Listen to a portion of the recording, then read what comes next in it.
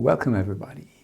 This week's lesson will be rather chill, so we can relax a little bit, but don't be disappointed. On this week's problem set there will be some nice food for thought. We are in chapter 5, groups, and we want to get to know as many finite groups as possible. Last week we studied the integers modulo n and concluded that there is actually a group of order n for every natural number, namely z mod zn, which is an abelian group. In this week's lesson we take a look at the symmetric group, also a very important class of groups, these symmetric groups, either as examples for general theorems, or later we will see that actually any group can be embedded into a symmetric group. But in this lesson we only take a first look or get a first glimpse of these groups. We will return to them more often later when we have developed more theory. For this week we are only going to play around a little bit with permutations and get to know some new notions.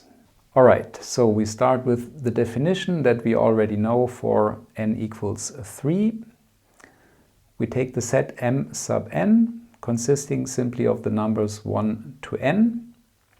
And it's actually not important that we have the numbers 1, 2, 3 and so on. We could take any n different symbols and work with them, but for us it's unnecessary to complicate things like that, so we simply take the first n natural numbers. And then a bijective map. If you're not familiar with bijective, injective, surjective, it's not too bad, because there will be an extra lesson before we really need that stuff when we talk about homomorphisms. For the time being, simply think of a bijective map from Mn to Mn as a one-to-one correspondence, which simply shuffles these numbers around in a one-to-one fashion. We will see examples soon. Such a bijective map is called a permutation of this set, more precisely, or a permutation of n elements. And the set of all these permutations of this set is called S sub n. So S sub n is defined as simply all the permutations there are of this finite set here.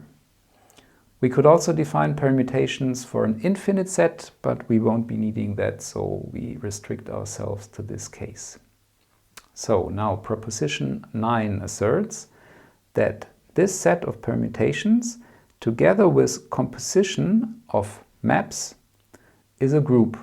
The order of this group, meaning the number of elements in this group, is n factorial, and always n is any fixed natural number.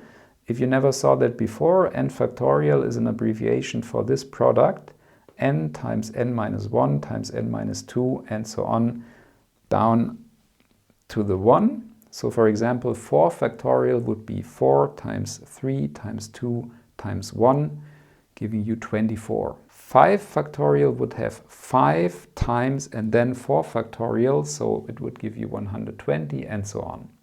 So this is the order of this group. And this group is called the symmetric group of degree n, or the symmetric group on n elements. Beware, that doesn't mean that it has n elements, the group, but that it permutes n elements. The number of elements, of group elements, is n factorial. The name is a bit confusing at first. Why symmetric? What is symmetric? The reason, I think, lies in what we studied at the very beginning of our course. Symmetries of, for example, a triangle or a regular n-gon can always be written as permutations. So the group of symmetries is a subgroup of a group of permutations. I think this is the origin of this name. And if n is greater or equal to 3, Sn is always a non-abelian group. So here, those were all abelian groups. Now we have found more examples of non-abelian groups. We also know that the dihedral groups, which we are going to study in detail in the next lesson, are non-abelian, but this is a very important class of non-abelian groups. Alright, and since we are in lesson 8 in our course, it should be possible that you at least try to do this as an exercise. It's a very good exercise to get acquainted to these notions. If you have never worked with bijective maps and compositions before, but well, you did in the beginning of this course, then maybe it's a bit difficult, but remember, you will always get a very detailed solution video. So this will be one of the first exercises on this lesson's problem set, and you're supposed to use all the notation that we develop here, so don't just jump into this exercise, but work through this video first. So let's take a look at an example for n equals 4. This map of the set M4 into itself is written down explicitly as follows. Pi maps 1 to the number 2, 2 to the number 4, 3 to the number 1, and 4 to the number 3. And we already learned that this can be written a bit more intuitively like that. You write down the numbers of M4 here, and down there you write the images of those numbers under the map pi. So 1 goes to 2, 2 goes to 4, 3 goes to 1, and then 4 must go to 3. Here again you see what a bijective map is. Each number here corresponds in a one-to-one fashion to another number of this set. So the elements of the set 1, 2, 3, 4 simply get shuffled around. This is a bijective map. So and now there's an even more convenient notation, shorter than this, which goes as follows, which is called the cycle notation, and here we are going to write down a 4 cycle. You simply take a look what happens. Number 1 goes to number 2.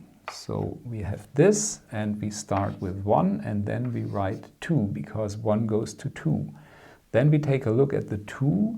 2 goes to 4, so we put the 4 here, and 4 goes to 3, so we end with 3, and then 3 is mapped back to 1, which we can see here.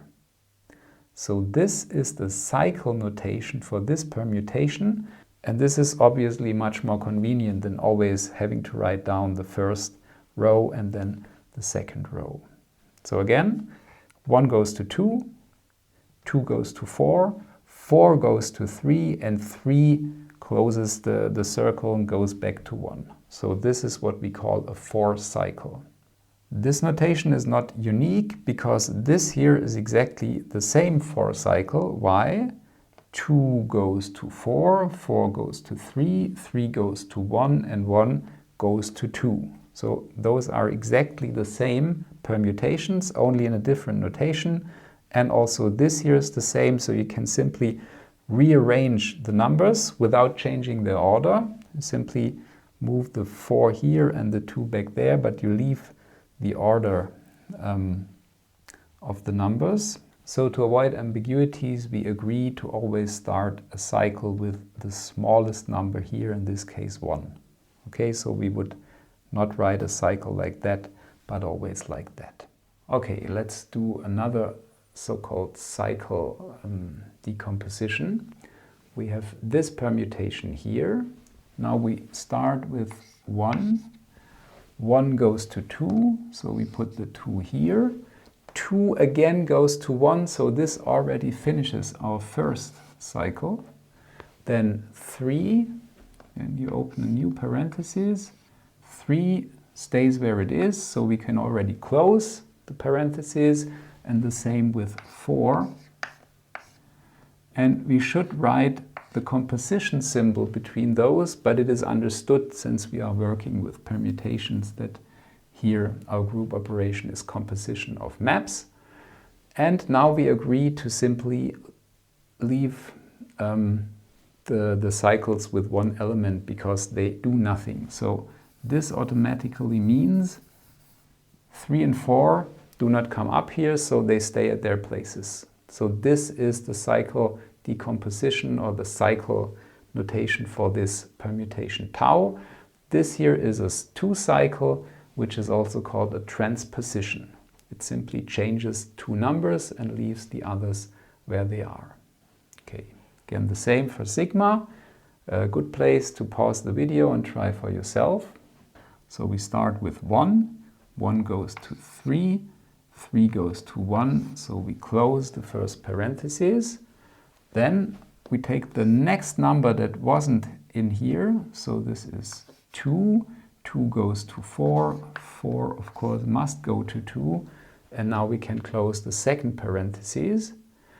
And so this here is the cycle decomposition of this permutation sigma, and those two, they are transpositions in this case, cycles with two elements, and they are disjoint.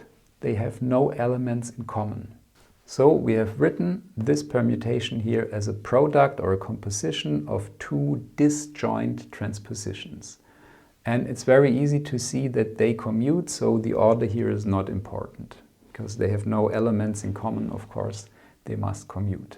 So now, this of course can be done for any permutation. So it's easy to understand that every permutation can be decomposed into disjoint cycles. Of course, they don't have to be of length 2, they can be of any length, but I can always manage to end up with disjoint cycles because I do this process as long as the first parenthesis closes, and then the next number I take is by definition not in the first cycle. So we accept this as a fact. Every permutation can be written as a disjoint composition of cycles. And the proof is just tedious to write down if you do it for a general permutation in Sn. So we simply accept this.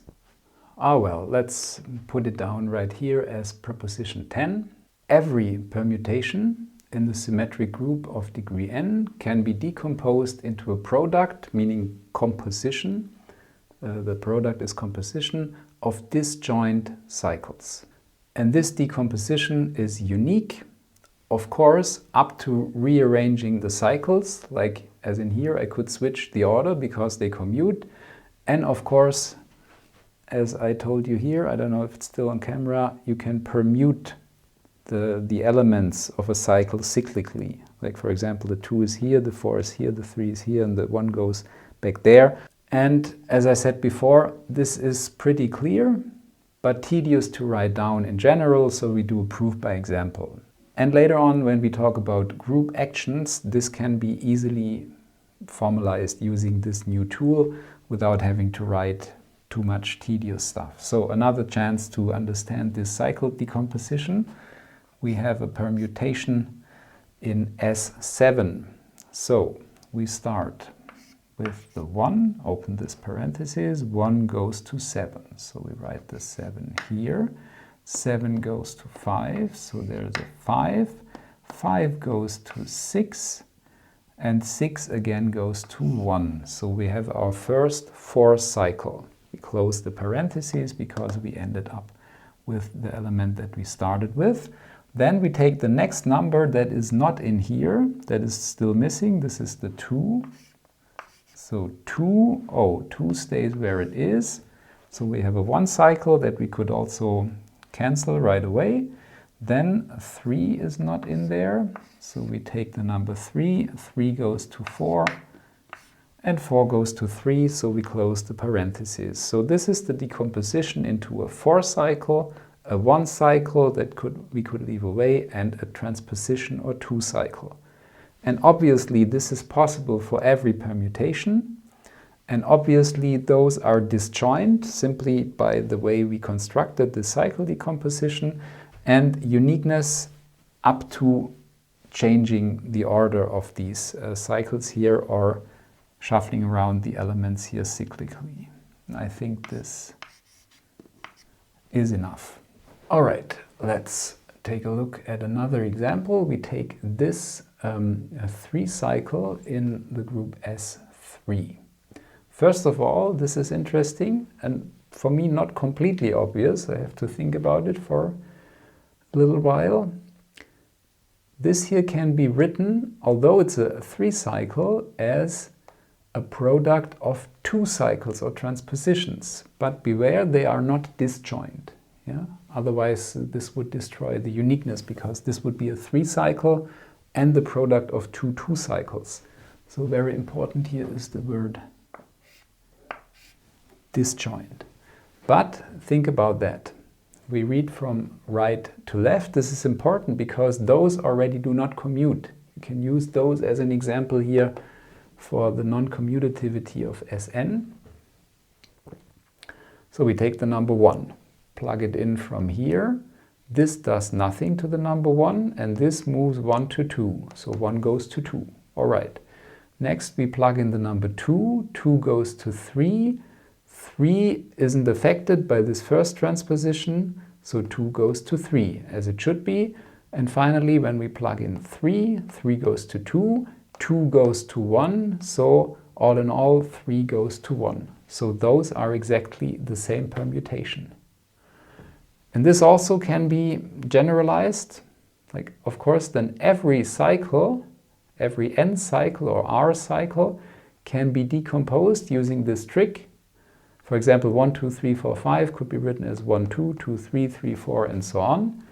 And then using proposition 10, we see that actually every permutation can be written as a product of transpositions. Of course, not disjoint. Another interesting fact that we are going to prove later when we talk about the sign of a permutation, this is not unique in general, but the number of transpositions is either odd or even. You can't write this here, for example, as a product of 2 transpositions and then another way as a product of 3 transpositions. That's impossible. You could write it as a product of 4, for example, but always an even number. More about that later. Now we take a look at the powers of a sigma. So sigma squared is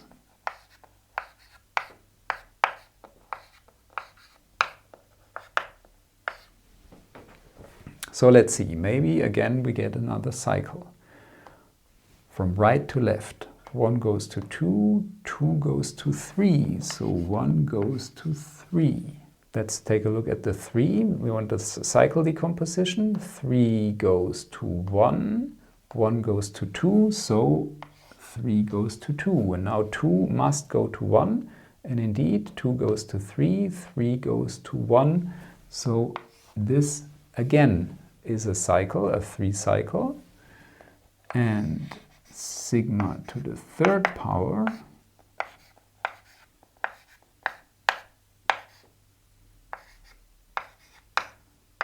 this is sigma squared composed with sigma, yeah, sigma to the 3rd power, sigma squared composed with sigma.